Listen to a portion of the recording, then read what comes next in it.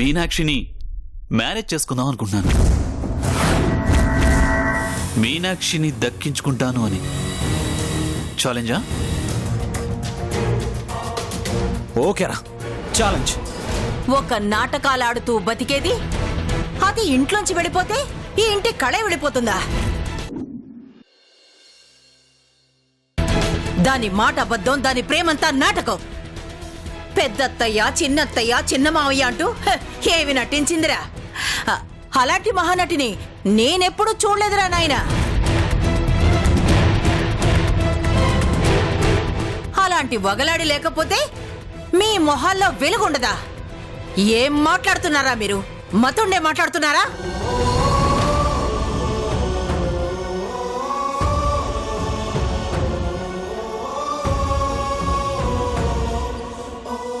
అర్థమవుతుందిరా, నాకు బాగా అర్థమవుతుంది. మీరంతా దానికోసం ఇంత పిచ్చోళ్లా తయారవుతున్నారంటే దాని మాయ మాటలతో మిమ్మల్ని ఎంతలా బుట్టలో వేసుకుందో దీన్ని బట్టి అర్థమవుతుంది. రేయ్, అలా సిగ్గు సంస్కారం వదిలేసి అవసరాల కోసం వేషాలు మారుస్తూ తిరిగేవాళ్ళని బజారు వాళ్ళు అంటారు. స్వర్ణ స్వర్ణ స్వర్ణ స్వర్ణ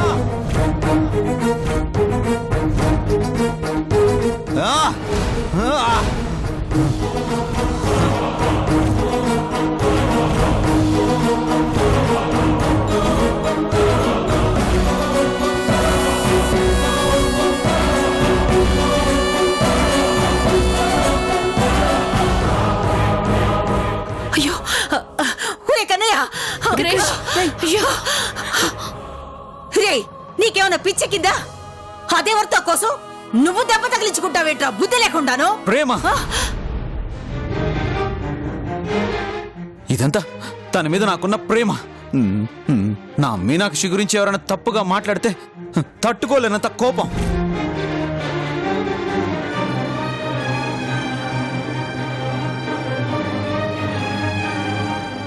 నువ్వు కాకుండా ఈ మాట ఇంకెవరైనా అనుంటే నా ఈ కోపాన్ని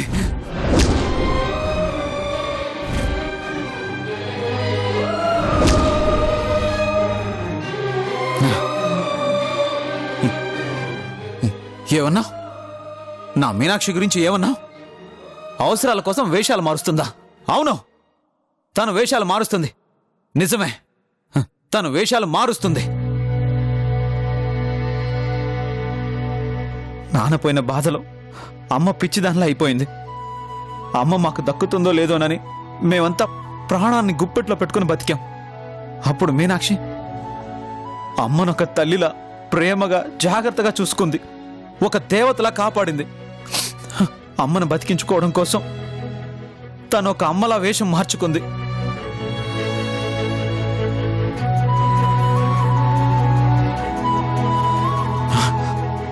నష్టాల్లో ఉన్న కంపెనీని నిలబెట్టడం కోసం ఒక ఆప్తురాల్లా వేషం మార్చుకుంది. చచ్చిపోదామని వెళ్ళిన నన్ను ఒక స్నేహితురాలి వేషంలో వచ్చి నన్ను కాపాడింది. ఇవి మాత్రమే కాదు, చావు బతుకుల్లో ఉన్న నిన్ను రక్తం ఇచ్చి కాపాడినప్పుడు ఒక కూతురు వేషంలో నీ పక్కనే ఉంది.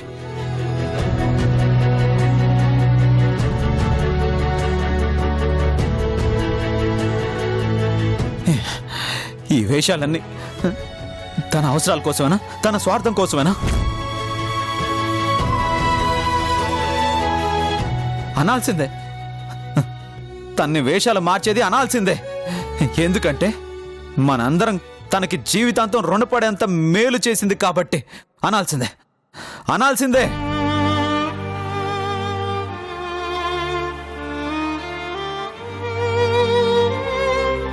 నువ్వు బాధపడకూడదని, ఉన్నన్ని రోజులు నిన్ను సంతోషంగా ఉంచాలని నీ ముందు కోడలుగా నటించింది.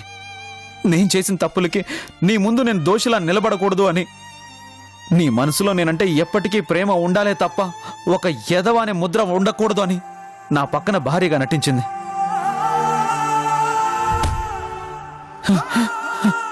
ఇష్టం లేకపోయినా సరే మన కోసం, కేవలం మన కోసం మనసు చంపుకొని అలా నటించింది. ఇలా చేయడం తప్పని తను ఎంత మానసిక క్షోభ అనుభవించిందో పక్క నుండి చూసిన నాకు మాత్రమే తెలుసు. అనాల్సిందే. మన కోసం అంత క్షోభను అనుభవించిన మనిషిని నాటకాలు ఆడేది అనాల్సిందే. ఖచ్చితంగా అనాల్సిందే.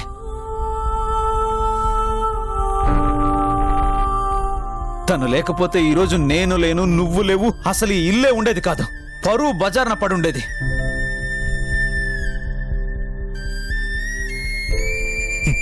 మరి మన ప్రాణాల్ని పరువుని కాపాడి మనం ఈరోజు ఇంత తినడానికి కారణమైన వ్యక్తిని తప్పకుండా బజారు వ్యక్తి అనాల్సిందే. అనాల్సిందే.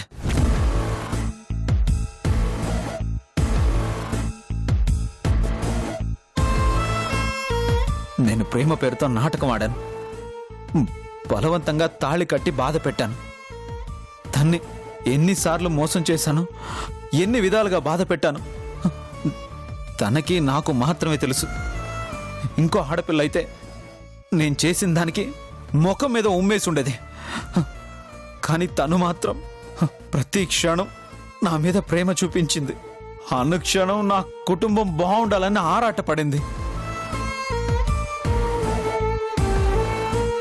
మనల్ని ఆనందంగా ఉంచడం కోసం ఆత్మాభిమానం చంపుకున్న వ్యక్తిని దిగజారింది అనాల్సిందే కదా. అప్పుడే కదా ఇది మన సంస్కారం అని తెలిసేది.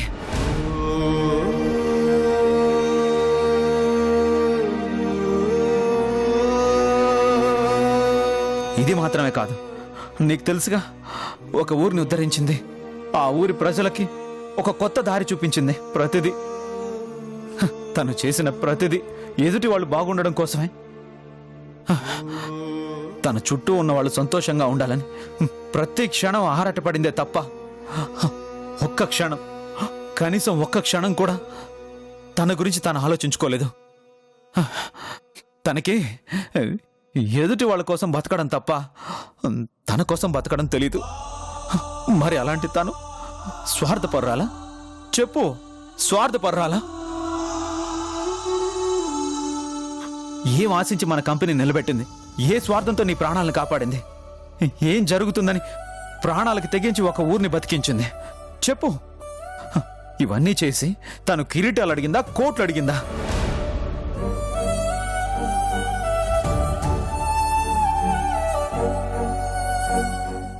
మరంత మంచిదాన్ని, అమాయకురాల్ని పట్టుకొని అలాంటి మాటలు ఎలా అనగలిగావు? ఒక దేవత లాంటి వ్యక్తిని అవమానిస్తున్నానని ఆ క్షణంలో నీకెందుకు అనిపించలేదు? చెప్పు. అదంతా పాపం అని నీకెందుకు అనిపించలేదు? చాలే ఆపరా. ఇవన్నీ చేస్తే దేవుళ్ళైపోతారా?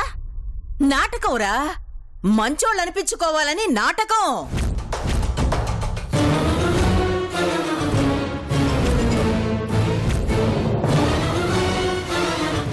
అందుకే అసలు క్యారెక్టర్కు ముసిగేసి పైకి ఇలా గొప్పవాళ్ళుగా నటిస్తుంటారు.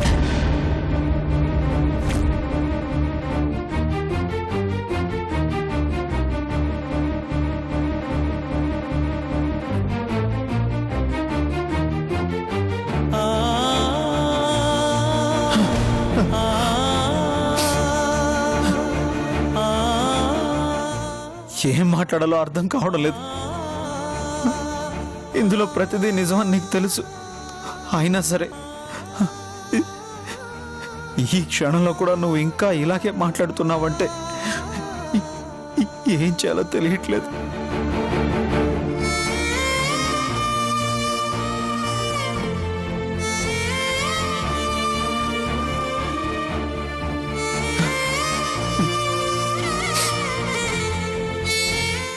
మీనాక్షి లేని నేను బతికి కూడా అనవసరం. అనవసరం. చచ్చిపోతాను. చచ్చిపోతాను. చచ్చిపోతాను. వదలండి. చచ్చిపోవాలి. నేను చచ్చిపోవాలి. నేను చచ్చిపోవాలి. చచ్చిపోతాను.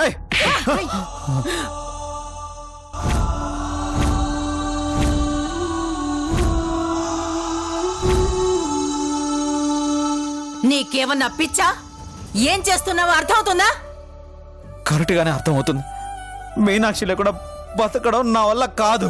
నా వల్ల కాదు. నేను చచ్చిపోతాను. చచ్చిపోతాను.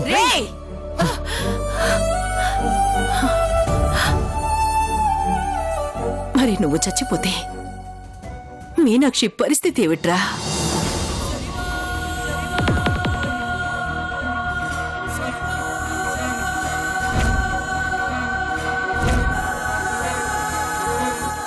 నువ్వు లేకపోతే మీనాక్షి జీవితం ఏమైపోతుందిరా? తను బతకగలదా? స్వర్ణ, నువ్వేం మాట్లాడుతున్నావో నాకు అర్థం కావట్లేదు. పిచ్చి కన్నయ్య, బంగారు లాంటి పిల్లని అలా తిట్టి బాధపెట్టింది తన మీదున్న కోపంతోనూ ద్వేషంతోనూ కాదురా, తన జీవితం బాగుండాలనే బాధ్యతతో. సువర్ణ, నువ్వే కాదు, నీ మాటలు కూడా ఏమీ అర్థం కావడం లేదు. ఏం లేదప్పో, ఇప్పటికే వీడు ప్రేమ పేరుతో పెళ్లి పేరుతో మీనాక్షిని మోసం చేశాడని కనకం చెప్పింది. ఇప్పుడు కూడా వీడు ఇంతకు ముందులాగా ప్రేమ ప్రేమ అంటూ మీనాక్షి వెంట పడుతున్నాడు. ఒకవేళ ఈ ప్రేమ కూడా మోసమైతే మీనాక్షి తట్టుకోలేదు, బతకలేదు కూడా.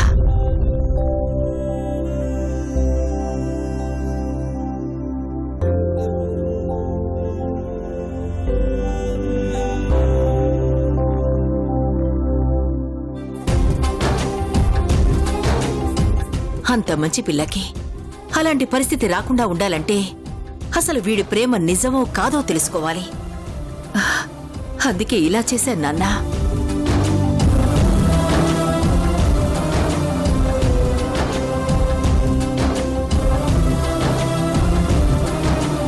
మరో మార్గం లేక పాపం పిచ్చి పిల్ల పనికి మాలిన మాటలతో బాధ పెట్టాన్రా. అనరాని మాటలన్నీ అన్నాను. అమ్మంటే ఎలా ఉంటుందో తెలీదు, ఉంటే మీలాగే ఉంటుందమ్మా అని సొంత తల్లిలా ప్రేమగా చూసేది. అలాంటి తల్లిని, ఈ ఇంటి మహాలక్ష్మిని ఒక్కొక్క మాట అంటూ ఉంటే ఎంత క్షోభ అనుభవించానో నాకే తెలుసు.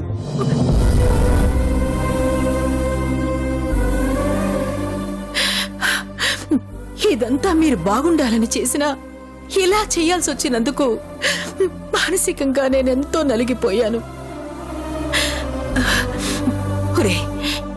ఇవన్నీ సర్దుకున్నాక మీనాక్షికి క్షమాపణ చెప్పాలరా.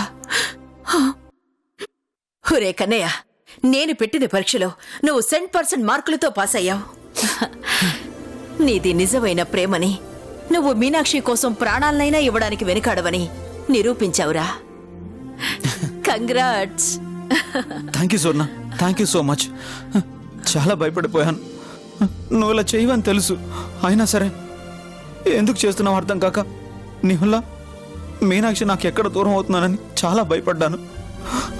Thank you Swarna, thank you so much.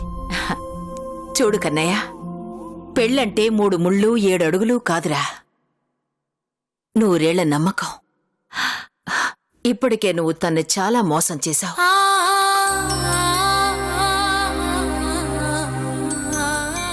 First నువ్వు తనలో నమ్మకాన్ని కలిగించు. తనకు మాత్రమే కాదు, తన్ని కన్నవాళ్ళకు కూడా కలిగించు. వాళ్ళ అమ్మాయిని కంటికి రెప్పలా చూసుకుంటానన్న నమ్మకాన్ని వాళ్ళకు కలిగించు. అన్నిటికంటే ముందు నీ ప్రేమ నిజమని మీనాక్షికి కలిగించు. ఆ నమ్మకాన్ని, ఆ ధైర్యాన్ని తనకిచ్చిన తర్వాత తన్ని మనింటికి తీసుకునిరా. అప్పుడు మీ పెళ్లిని నేనే దగ్గరుండి అంగరంగ వైభవంగా జరిపిస్తాను. సరేనా? Thank you Swarna, thank you so much.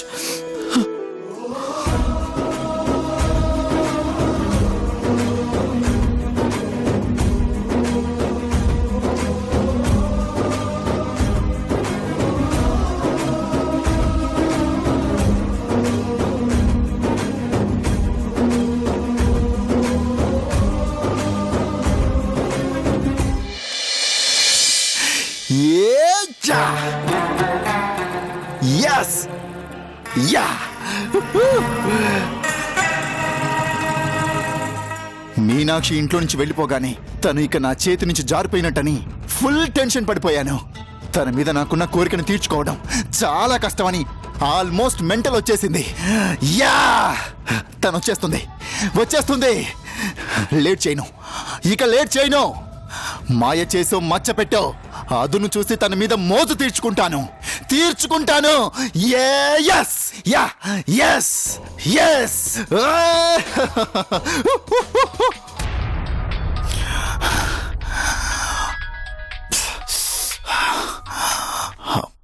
Subhadra, ఎక్కడున్నావు బలరాం?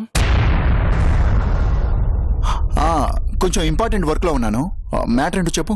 మీనాక్షి ఆ ఇంట్లో గనక ఉండుంటే ఈ పాటికి ఆల్మోస్ట్ అందరం దొరికిపోయి ఉండేవాళ్ళం. తను ఇంట్లోంచి వెళ్ళిపోవడం వల్లే మనం లక్కీగా సేఫ్ అయ్యాం. తన బ్యాడ్ లక్ మన గుడ్ లక్ అయ్యింది. సో ఈ ఆనందాన్ని మా చెల్లెలు గోవా వెళ్ళి పండగ చేసుకుంటుంది. మరి మనం కూడా సెలబ్రేట్ చేసుకోవాలి కదా. కమాన్ మ్యాన్, పబ్కెళ్ళి ఎంజాయ్ చేద్దాం. వచ్చాయి. లేదు భద్రా, చాలా అర్జెంట్ బిజినెస్ వర్క్ ఉంది, కుదరదు. బలరాం, వర్క్ ఎప్పుడు ఉండేదే. Come on man. లేదు భద్రా, చాలా చాలా ఇంపార్టెంట్ వర్క్, కుదరదు. మీటింగ్లో ఉన్నాను, తర్వాత కాల్ చేస్తాను. Bye bye bye bye bye. Party అంటే ఎప్పుడు ముందుండేవాడు ఏమై ఉంటుంది? అయినా అంత బిజీ అంటే? మీనాక్షి తిరిగి ఇక్కడికి రాబోతుందన్న విషయం చెబితే ఈ నాయాలు ఖచ్చితంగా ఏదో ఒకటి ప్లాన్ చేసి చెడగొడతాడు. పొరపాటున కూడా చెప్పకూడదు. అబ్బా, వీడి ఫోన్ గోళ్ళ పడిపోయి మీనాక్షి రాబోతుందన్న ఆనందాన్ని ఎంజాయ్ చేయడం మర్చిపోయాను. మెల్కల్ తిరుగుతుంటే అమ్మాయో మిరాకల్ జరుగుతోంది ఆయాయో మెకనాస్ గోల్డ్ లాంటి పప్పాయో మేరే దిల్ ధిమ్తనక డాన్స్ ఆయో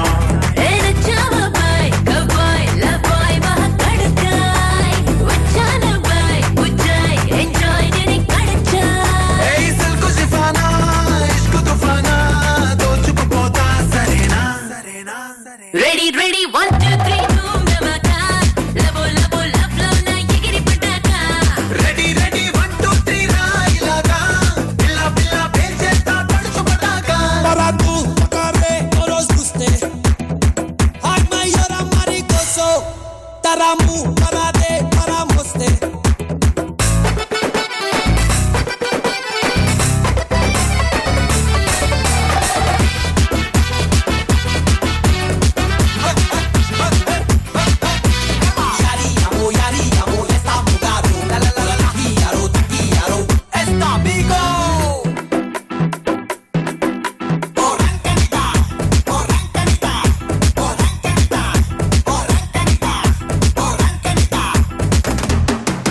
ఇలా లిప్పులకేసా అలా నిప్పుల చేసా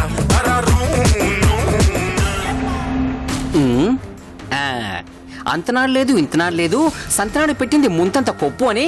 హే, ఏంటి రాజా ఎన్నడూ లేంది ఏంటి డాన్స్ ప్రోగ్రామ్స్? ఇది డాన్స్ కాదు బాబాయ్, యోగాలో కొత్త పద్ధతి. జాడీలో పాత పచ్చడేం కాదు, ఏదోలకు చెప్పు నమ్ముతారు. అందుకే కదా నీకు చెప్పాను. ఆ? నీకు డౌట్ ఉంటే మా యోగా మాస్టర్ చేత చెప్పిస్తానులే గాని నువ్వెందుకు డాన్స్ చేస్తున్నావు బాబాయ్? ఆ, ఈ ముక్క చెప్పాలంటే ముందు నీకో సామెత చెప్పాలి. ఆవలింత కనున్నాడు గాని తుమ్ముకు తమ్ముడు లేడు అంటారు. అంటే ఎవరికైనా ఆవలింత వచ్చిందనుకో ఆటోమేటిక్గా మనకు కూడా ఆవలింత వచ్చేస్తుంది. అదన్నమాట దీని మీనింగ్.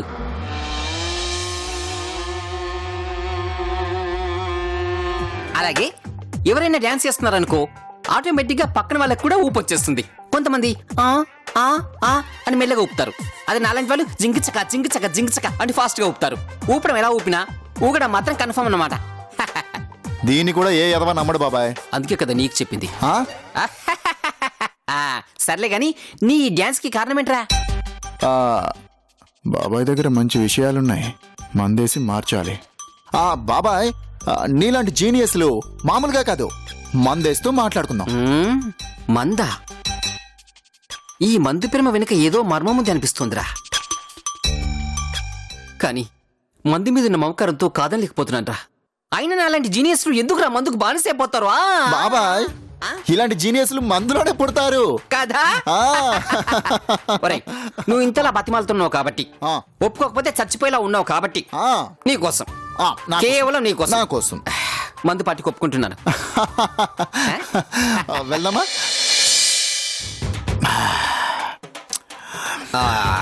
బాబాయ్, ఎస్ బోలియే. అంత పెద్ద గొడవ జరిగింది కదా, మరి మీనాక్షి మళ్ళీ వస్తుందంటావా? వస్తుందిరా, తప్పకుండా వస్తుంది. గౌతమి వస్తుంది. అబ్బా నేను అడుగుతుంది మీనాక్షి గురించి బాబాయ్. వస్తుంది. గౌతమి ఎక్కడికి పోదు. నిన్ను వీడని నీడను నేనే అంటూ నీ నీడలా ఖచ్చితంగా వస్తుంది. నువ్వేం బాధపడకు. అబ్బా మీనాక్షి బాబాయ్, మీనాక్షి మళ్ళీ వస్తుందా అని అడుగుతున్నాను. రే, ఈ ముక్క అడగాల్సింది క్రిష్ కదా, మరి నువ్వెందుకు అడుగుతున్నావు?